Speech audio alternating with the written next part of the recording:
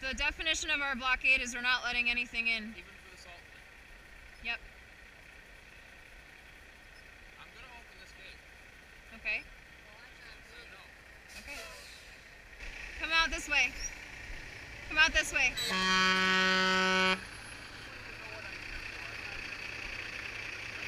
Excuse me, sir. Sir, it's not an issue. It's not you we have an issue with. It's not your delivery or your issue. That's safe storage. The troopers can get jobs. Okay. Sandra, we've got a large truck here and they're trying to intimidate us and getting out of the way and they're calling the troopers. I don't know if you want to send a couple people down here to join our blockade. What do we want? Clean water. When do we want it? Now. What do we want? Clean water. When do we want it? Now. What do we want? Clean water. When do we want it? Now. And if we don't get it? Shut it down. And if we don't get it? Shut it down. And if we don't get it? Shut it down. Seneca Lake.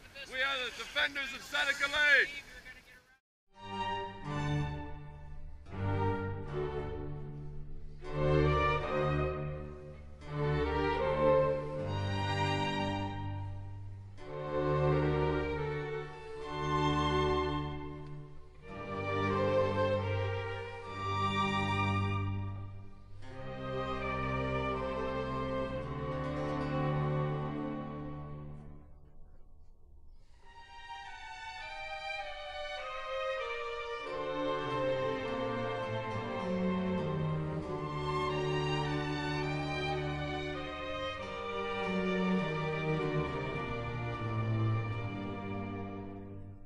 So the first time we'd ever been arrested, this big honking truck pulled up. It was the first time we'd actually blocked a real vehicle, and the driver was pissed. I mean, if you think about it, in the same time as the first people got arrested, he was the first driver to have to deal with the situation.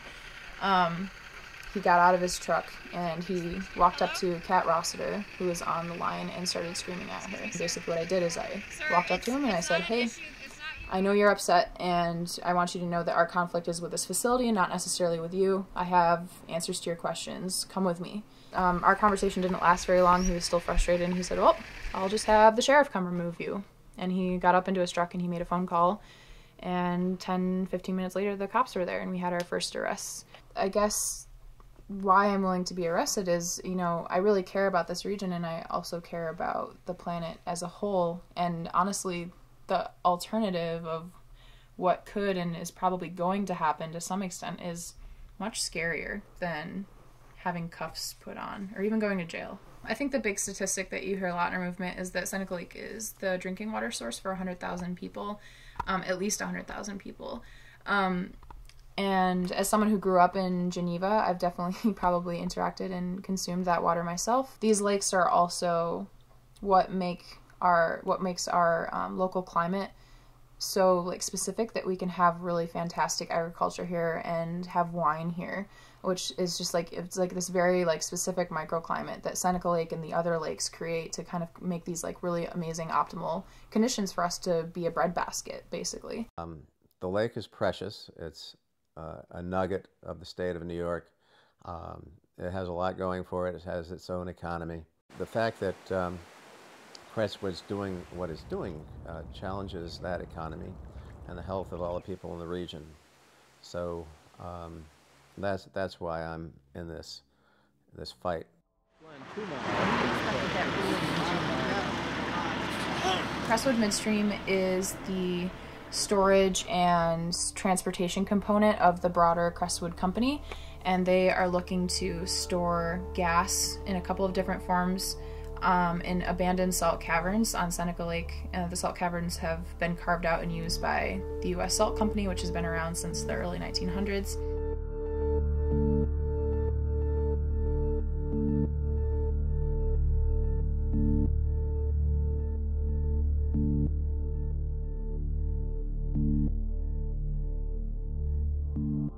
Well, the salt mines are a very easy way for Crestwood to store gas. Easy and least expensive, least harmful to their bottom line. The New York State Department of Environmental Conservation, the DEC, is still in the process of considering approval of a request from Crestwood to store propane and butane in unlined caverns below the shores of Seneca Lake. Well, I think the biggest problem is just the potential for a catastrophe at Crestwood Midstream. If something were to happen, they have so many like moving components of this facility that they want to have. There's the actual storage facility, there's the transportation of it by truck and by rail and by pipeline. So, I mean, on a very like kind of immediate level, if something were to happen with that, that would kind of like, it could have the potential to really devastate the area.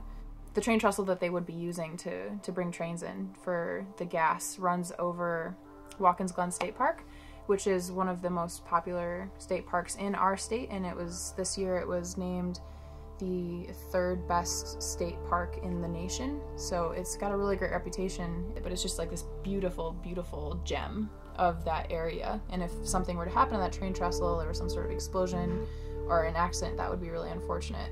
In the mid-60s to the mid-80s, a company that owned that property then, TEPCO Corporation, began storing propane in a couple of these caverns under pressure, and immediately the lake water salinity shot up.